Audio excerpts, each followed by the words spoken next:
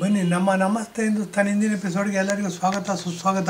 ನೋಡಿ, ನಮ್ಮ ಹಿಂದೂಗಳ ಮೇಲೆ ಸಾವಿರಾರು ವರ್ಷಗಳಿಂದ ಆಕ್ರಮಣ ನಡೀತಾ ಇದೆ. ನಾವೇನು ಮಾಡಿಬಿಡ್ತೀವಿ, ರಾಜಕೀಯ ಯಾರು ಹಿಂದೂ ವಿರೋಧಿಗಳು ಇರ್ತಾರೆ, ಹಿಂದೂಗಳೇ ಅವರು ಏನು ಅಂತಂದರೆ ಅಧಿಕಾರದ ಆಸೆಗೆ, ದುಡ್ಡಿನ ಆಸೆಗೆ ಅಥವಾ ಹೆಣ್ಣಿನ ಆಸೆಗೆ ಏನು ಮಾಡ್ತಾರೆ, ಅವರು ಹಿಂದೂ ವಿರೋಧಿಗಳಾಗ್ತಾರೆ. ಹಿಂದೂ ವಿರೋಧಿಗಳಾಗ್ಬಿಟ್ಟು ಮತ್ತು ರಾಜಕಾರಣಿಗಳು ಅಂತಂದರೆ ಅನೇಕ ಜನ ಮುಂಬಾಲಕರು ಇರ್ತಾರೆ. ಯಾಕೆ ಅಂತಂದರೆ ಸಾಕಷ್ಟು ದುಡ್ಡು ಸಿಗುತ್ತೆ, ಸಾಕಷ್ಟು ಅಧಿಕಾರ ಸಿಗುತ್ತೆ. ಹಾಗಾಗಿ ಇದಕ್ಕೆ ಉದಾಹರಣೆ ಹೇಳಬೇಕು ಅಂತಂದರೆ ಕಾಂಗ್ರೆಸ್ ಜವಾಹರ್ಲಾಲ್ ನೆಹರು ನೋಡಿ, ಮುಸಲ್ಮಾನ ಅಂತೆ. ಆತ ಕಾಶ್ಮೀರಿ ಪಂಡಿತರು ಅಂತ ಹೆಸರಿಟ್ಕೊಂಡ್ಬಿಟ್ರು. ಕಾಶ್ಮೀರಿ ಪಂಡಿತರು ಅಂತ ಹೆಸರಿಟ್ಕೊಂಡು 1947ರಿಂದ ಹಿಡಿದು 1964ವರೆಗೂ ಪ್ರಧಾನಮಂತ್ರಿಯಾಗಿದ್ದರು. ಅವ್ರಿಗೆ ಯಾರು ಕಾಂಪಿಟೇಷನ್ನೇ ಇರಲಿಲ್ಲ. ಎಲ್ಲೋ ಎಲೆಕ್ಷನ್ ನಡೆಯೋದು, ಲೋಕಸಭಾ ಎಲೆಕ್ಷನ್ನು ಗೊತ್ತಾಗ್ತಿಲ್ಲ. ಕಾಂಗ್ರೆಸ್ ಗೆಲ್ಲೋದು, ಕಾಂಗ್ರೆಸ್ಸು ನಮ್ಮ ಸ್ವಂತ ದೇಶನೇ ಸ್ವಂತ ಆಸ್ತಿ ಅಂತ ಮಾಡ್ಕೊಂಡ್ಬಿಟ್ಟಿದ್ರು. ಏನು ಅಂತಂದರೆ ದುಡ್ಡು ಕೊಳ್ಳೆ ಹೊಡೆಯೋದಕ್ಕೆ ಇರೋ ದೇಶ ಇದು ಅಂತಂದ್ಬಿಟ್ಟು ಮತ್ತೆ ಅವರೇನಾದರೂ ಪ್ರಪಂಚಕ್ಕೆ ಲೀಡ್ ಕೊಟ್ಟರು. ಪ್ರಪಂಚಕ್ಕೆ ಲೀಡ್ ಕೊಟ್ಟಾಗ ಒಂದು ಸಮಸ್ಯೆ ಎದುರಾಯಿತು.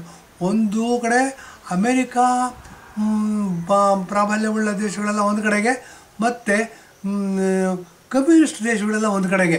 ಹೀಗೆ ಎರಡು ದೇಶಗಳಾಯಿತು. ಇವರೇನು ಮಾಡಿದ್ರು, ಚಾಣಾಕ್ಷ ಇದ್ದ ಏನು ಜವಾಹರ್ಲಾಲ್ ನೆಹರು ಅಲಿಪ್ತ ರಾಷ್ಟ್ರಗಳು ಒಕ್ಕೂಟ ಅಂತ ಮಾಡಿಕೊಂಡ, ನಾನ್ ಅಲೈನ್ಡ್ ನೇಷನ್ಸ್ ಅಂದ್ಬಿಟ್ಟು. ಇವರು ಮೂರನೇ ಶಕ್ತಿಯಾಗಿ ಬೆಳೆಯೋದಕ್ಕೂ ನೋಡಿದ್ರು. ಸದ್ಯ ಅದು ಆಗಲಿಲ್ಲ.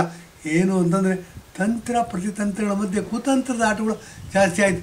ಈ ಕುತಂತ್ರದ ಆಟ ಹೆಂಗೆ ನಡೀತಾ ಇದೆ ಅಂತಂದರೆ, ಔರಂಗಜೇಬ್ ಆಕ್ರಮಣ ಮಾಡ್ತಾನೆ ಇಂಡಿಯಾ ದೇಶದ ಮೇಲೆ.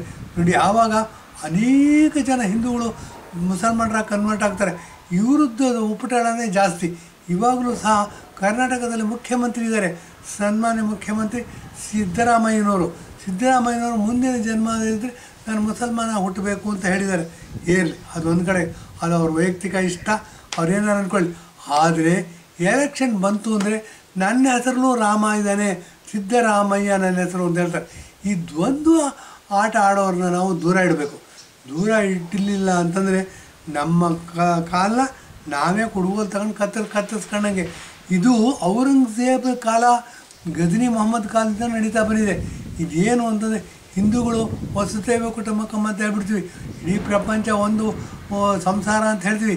ಎಲ್ಲರಿಗೂ ಆಶ್ರಯ ಕೊಡಬೇಕು ಅಂತ ಹೇಳ್ತೀವಿ. ಅದೇ ಒಳ್ಳೆತನ ಅಂತ ಹೇಳ್ತೀವಿ. ಪ್ರಪಂಚದಲ್ಲೇ ಇಲ್ಲದೆ ಇರೋ ಒಳ್ಳೆತನ ಹಿಂದೂಗಳಿಗೆ ಮಾತ್ರ ಯಾಕೆ ಬೇಕು ಅಂತ ಯೋಚನೆ ಮಾಡಿದ್ರೆ, ನಮ್ಮನ್ನು ನಾವು ಬಲಿಪಶುಗಳನ್ನ ಮಾಡಿಕೊಂಡು ಬೇರೆಯವ್ರಿಗೆ ಅವಕಾಶ ಮಾಡಿಕೊಡ್ತಾ ನಮ್ಮ ಮನೆಯಲ್ಲೇ ನಾವು ನಿರಾಶ್ರಿತರಾಗಿದ್ದೀವಿ. ಈ ನಿರಾಶ್ರಿತರಾಗಿರೋದು ಎಷ್ಟು ಮಟ್ಟಿಗೆ ಅಂತಂದರೆ, ನೋಡಿ, ನಮ್ಮ ಅಖಂಡವಾಗಿರ್ತಕ್ಕಂಥ ಭಾರತದಲ್ಲಿ ಪಾಕಿಸ್ತಾನ ಏನಿದೆ ಅದಿತ್ತು. ಮತ್ತು ಮಹಾಭಾರತ ತೊಗೊಂಡ್ರೆ ಅಫ್ಘಾನಿಸ್ತಾನವೂ ಇಂಡಿಯಾ ದೇಶದಲ್ಲಿ ಸೇರ್ಕೊಂಡಿತ್ತು. ಗಾಂಧಾರಿ ಅಂತ ಕೇಳ್ತೀವಿ ನಾವು, ಧೃತರಾಷ್ಟ್ರನ ಹೆಂಡತಿ. ಧೃತರಾಷ್ಟ್ರ ಮಾವನ ಮನೆ ಅಫ್ಘಾನಿಸ್ತಾನದಲ್ಲಿತ್ತು, ಕಂದಹಾರ ಅಂತ ಅಂದ್ಬಿಟ್ಟು. ಕಂದಹಾರ ಅನ್ನೋದು ಇತ್ತೀಚಿನ ಇದರಲ್ಲಿ ಸ್ವಲ್ಪ ಹೆಸರು ಮಾಡ್ತೀವಿ. ಏನಕ್ಕೆ ಅಂತ ಹೇಳ್ತೀನಿ. ವಾಜಪೇಯಿ ಅವರು ಪ್ರಧಾನಮಂತ್ರಿಯಾಗಿದ್ದರು. ಆವಾಗ ಲಾಲ್ ಕೃಷ್ಣ ಆದ್ವಾನಿಯವರು ಮಂತ್ರಿಗಳಾಗಿದ್ದರು. ಗೃಹ ಮಂತ್ರಿನೋ ರಕ್ಷಣಾ ಮಂತ್ರಿನೋ ಆಗಿದ್ದರು. ಆವಾಗ ವಿಮಾನ ಹೈಜಾಕ್ ಆಯಿತು. ವಿಮಾನ ಹೈಜಾಕ್ ಆಗಿದ್ದು ಕಾಂದಹಾರದಲ್ಲಿ ತಗೊಂಡು ಹೋಗಿದ್ದರು ಅಂತ ಎಲ್ಲೋ ಓದಿದ್ದು ನೆನಪು. ಇರಲಿ, ಅದು ನಮ್ಮ ವಿಷಯ ಅಲ್ಲ. ಹೀಗೆ ಏನಾಗುತ್ತೆ, ಹಿಂದೂಗಳ ಮೇಲೆ ದಬ್ಬಾಳಿಕೆ ಸಾವಿರಾರು ವರ್ಷಗಳಿಂದ ನಡೀತಾ ಬಂದಿದೆ. ನಾವು ಫತೇಪುರ್ ಸಿಕ್ರಿ ಅಂತ ಅಂದ್ಬಿಟ್ಟು ದೆಹಲಿಯಿಂದ ಇದಕ್ಕೆ ಹೋಗಬೇಕು, ಜೈಪುರ ನೋಡೋದಕ್ಕೆ ಹೋದರೆ ಗೋಲ್ಡನ್ ಟ್ರಯಾಂಗಲ್ ಅಂತ ಕರಿತೀವಿ. ಅದು ರಸ್ತೆ ಭಾಳ ಚೆನ್ನಾಗಿದೆ, ಬ್ರಿಟಿಷರು ಮಾಡಿದ್ದ ರಸ್ತೆ.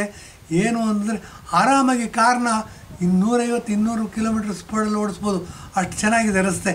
ಏನು ಅಂತಂದರೆ ಆ ರಸ್ತೆ ಢಾಕಾಯಿಂದ ಹಿಡಿದು ನೋಡಿ ಅಮೃತ್ಸರ ದಾಟ್ಬಿಟ್ಟು ಲಾಹೋರ್ವರೆಗೂ ಇತ್ತಂತೆ.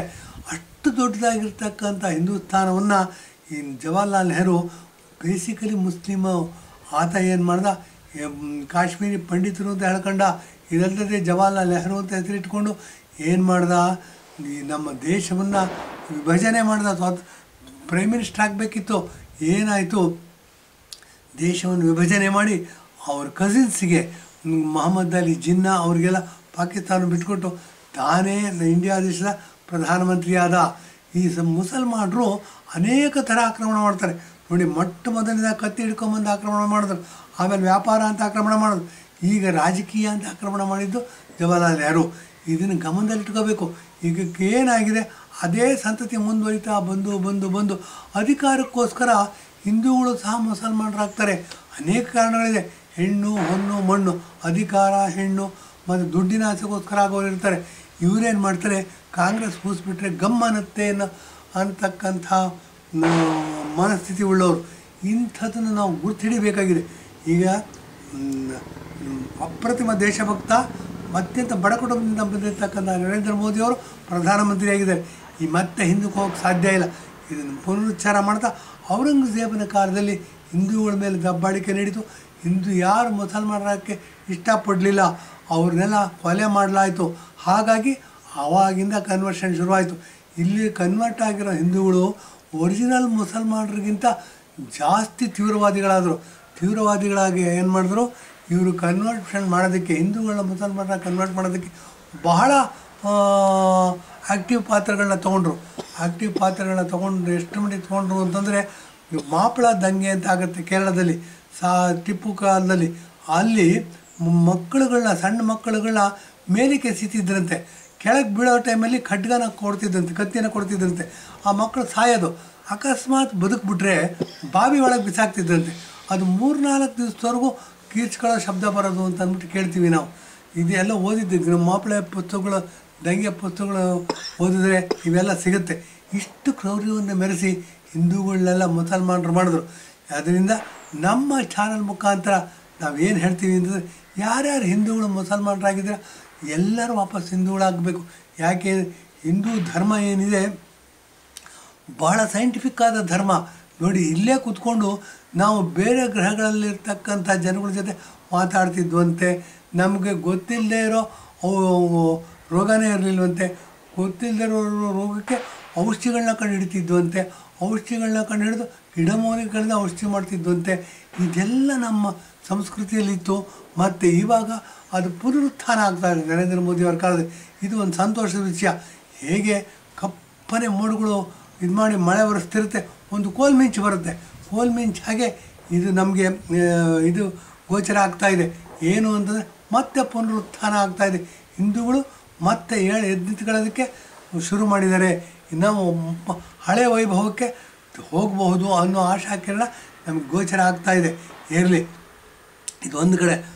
ಈಗ ಔರಂಗಜೇಬ್ ಕಾಲದಲ್ಲಿ, ಗಜನಿ ಮೊಹಮ್ಮದ್ ಕಾಲದಲ್ಲಿ ಕ್ರೌರ್ಯವನ್ನು ಬೆಳೆಸಿ ಖಡ್ಗವನ್ನು ಹಿಡಿದು ಹಿಂದೂಗಳಂತ ಮುಸಲ್ಮಾನರಾಗಿ ಮಾಡಿದ್ರು. ಅದಾದ ನಂತರ ವ್ಯಾಪಾರ, ಅದಾದ ನಂತರ ಅಧಿಕಾರ, ಹೀಗೆ ಅನೇಕ ಕಾರಣಗಳಿಂದ ಹಿಂದೂಗಳು ಮುಸಲ್ಮಾನರಾದರು.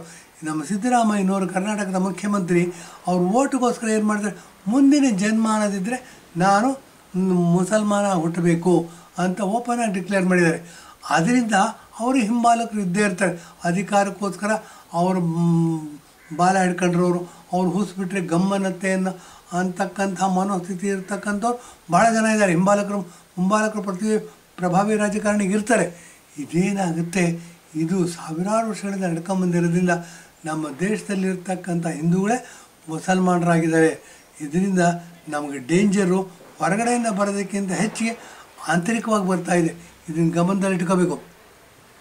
ಗಮನದಲ್ಲಿಟ್ಕೊಂಡ್ರೆ ನಾವು ಅಖಂಡವಾಗಿರ್ತಕ್ಕಂಥ ಹಿಂದೂಸ್ತಾನ ಭದ್ರವಾದ ಬುನಾದಿಯ ಮೇಲೆ, ಭದ್ರವಾದ ಫೌಂಡೇಶನ್ ಮೇಲೆ ನಾವು ಪುನಃ ಕಟ್ಬೋದು ಅಂತ ಹೇಳಿ ಇಂದಿನ ಎಪಿಸೋಡ್ ಮುಗಿಸ್ತಾ ಇದ್ದೀನಿ.